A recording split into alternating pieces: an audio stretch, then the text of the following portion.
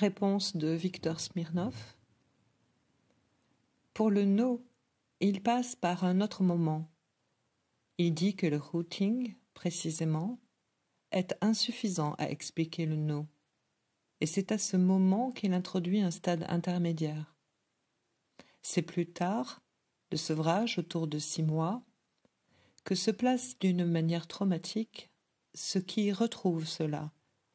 C'est un pattern par l'intermédiaire de quelque chose qui est déjà chargé d'un affect de retour, de détournement sinon volontaire, mais intentionnel de l'acte. D'autre part, il ne parle pas de régression. Lacan. Le mécanisme de la névrose traumatique est nommément comme étant caractérisé par le fait que, dans une séquence fondamentale de névrose traumatique comme telle, c'est le dernier souvenir vivant de la chaîne qui subsiste. À quel moment, selon vous, le fait-il entrer en jeu dans sa dialectique, alors qu'il s'agit très précisément à ce niveau-là du no? Jean Laplanche. Si mon souvenir est exact, ce n'est pas dans l'acquisition du non, mais du oui, du geste du oui. Il donne du geste du oui 2 exemples, 2 précurseurs. D'une part, le geste de la tétée au moment même de la consommation, c'est-à-dire cette espèce de geste d'arrière en avant, et d'autre part, lorsqu'il y a retrait du mamelon. Vers l'âge de 3 mois, il dit qu'il observe également un mouvement de la tête d'arrière en avant. C'est à propos de l'acquisition du oui. Et c'est pour le passage du premier au second de ces gestes qu'il fait appel à ce mécanisme de retour, à l'image précédant immédiatement la frustration. Pour le non, il ne fait pas du tout appel à la régression. La régression, il la fait intervenir dans le geste latéral, que pour le mouvement céphalique négatif, pour quelque chose de pathologique. La reprise du routing dans le geste du non est une reprise d'un mécanisme qui est là, mais ce n'est pas une régression. C'est l'utilisation d'un pattern qui existe et qui est remis, réactivé par l'identification avec le nom de la mère. Mais ce n'est pas une régression. Xavier Audouard. Das Ding a pour nature d'être oublié, d'être en même temps facteur d'oubli et facteur de réminiscence au sens platonicien du terme. Ne pensez-vous pas que ce soit par le truchement d'une sorte de réification de cette pure origine, de cette ou bien, de toute médiation et de toute culture? La question que je me pose, c'est pourquoi alors ne pas parler plutôt de toutes les formes de la médiation, les formes qu'on trouve dans la Genèse, dans l'expérience de la conscience, comme vous l'avez fait jusqu'ici, semble-t-il.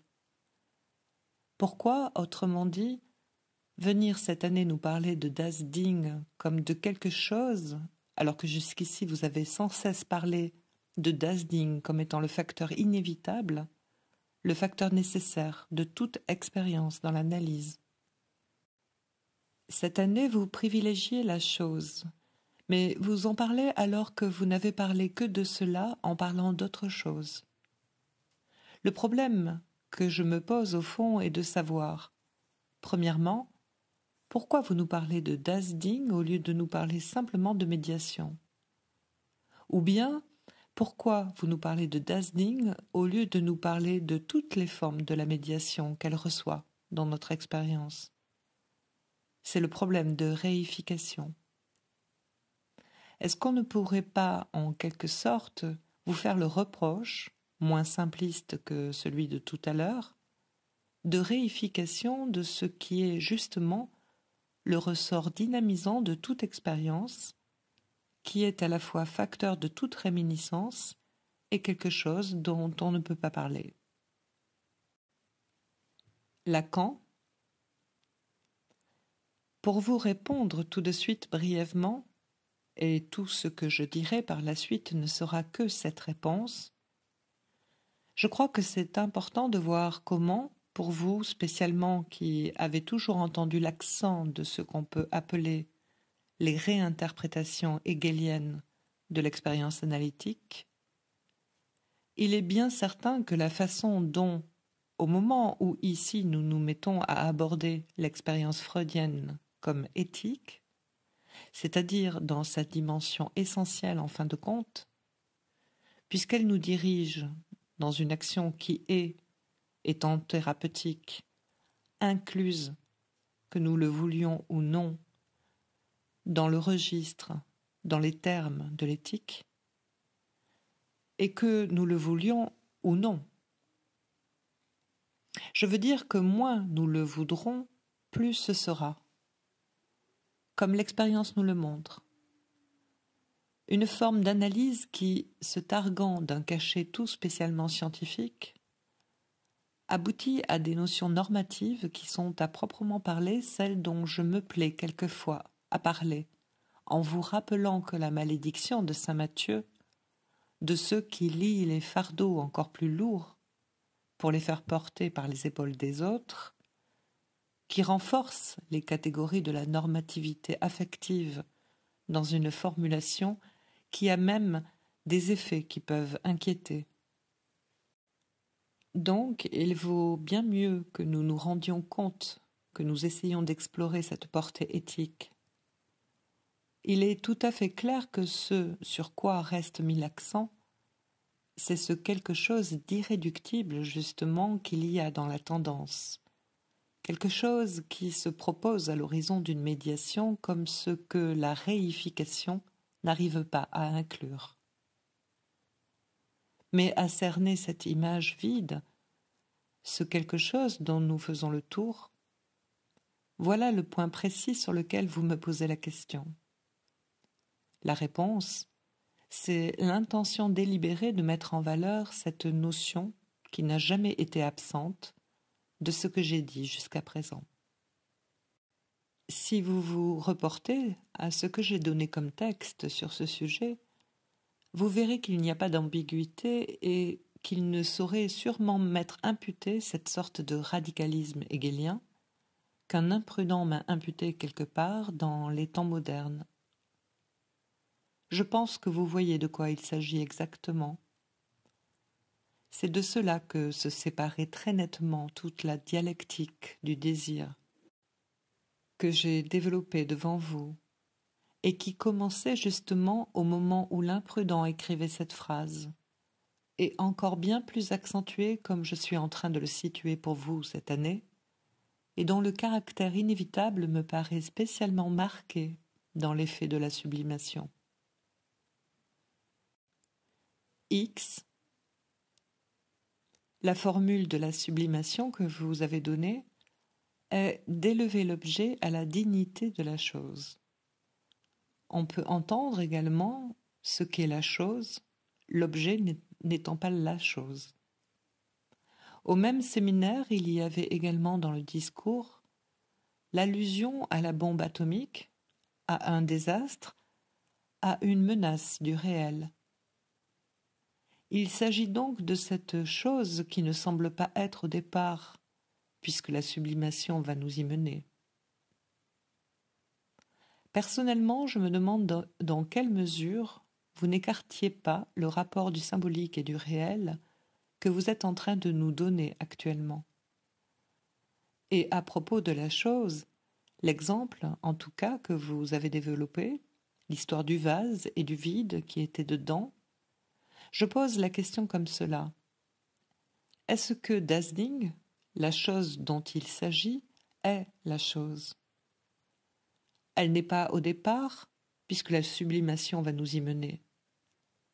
Dans quelle mesure cette chose au départ n'est pas le vide justement de la chose, l'absence de la chose, ou la non-chose, le vide dans le pot, celui qui demande à être rempli, comme vous disiez. Je pose la question de savoir si cette chose n'est pas tout à fait une chose, mais au contraire la non-chose, que par la sublimation on va arriver à voir comme étant une chose. Et puis dans quelle mesure justement il n'y a pas là un nœud fondamental qui est le symbolique par excellence, dans justement le vide de chose qui est non seulement une notion, mais quelque chose de plus radical qu'une notion symbolique du rapport du signifiant à la chose. Je fais également appel à d'autres formulations. Le trou dans le réel que vous venez de dire quand vous avez commenté le texte de Shakespeare. À partir de certains moments, le vide est toujours plein, et il y a des trous dans le réel. Le trou dans le réel est vraiment là la notion symbolique. Il y avait le rapport du symbolique à la réalité, justement là où on peut voir qu'il y a des trous dans le réel, et je me demande dans quelle mesure la non-chose, ou ce vide de la chose primordiale, n'est pas justement ce qui définirait à proprement parler le rejet ou la forclusion.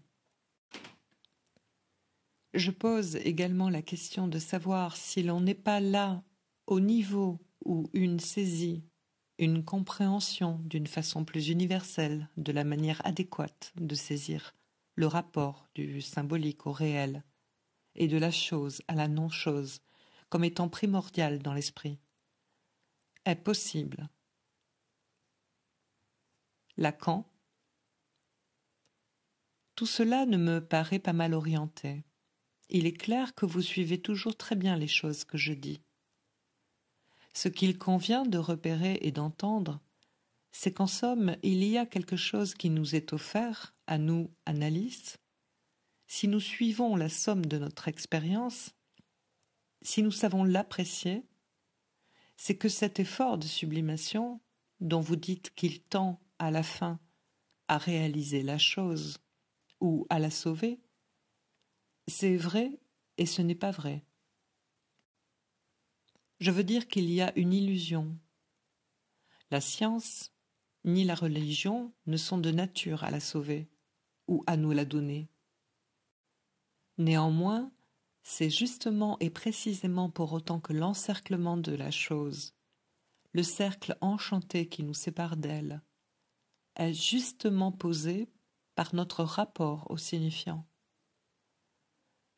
C'est en tant que la chose est, comme je vous l'ai dit, ce qui du réel pâtit, de ce rapport fondamental, initial qui engage l'homme dans les voies du signifiant, du fait même qu'il est soumis à ce qui, dans Freud, s'appelle le principe du plaisir, et dont il est tout à fait clair, j'espère, maintenant, dans votre esprit, que ça n'est pas autre chose que cela, c'est cette dominante du signifiant et le véritable principe du plaisir tel qu'il joue et s'organise dans Freud.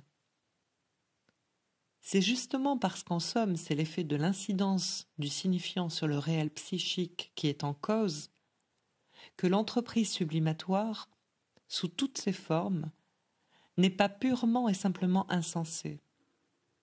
C'est qu'on répond avec ce qui est en jeu. Je voulais avoir pour aujourd'hui, pour vous le montrer à la fin du séminaire, un objet qui demande un long commentaire pour être compris, non pas pour être décrit dans l'histoire de l'art. Qu'on soit arrivé à la construction d'un objet pareil et à y trouver du plaisir, c'est tout de même quelque chose qui n'est pas sans nécessiter quelques détours. Je vais vous le décrire.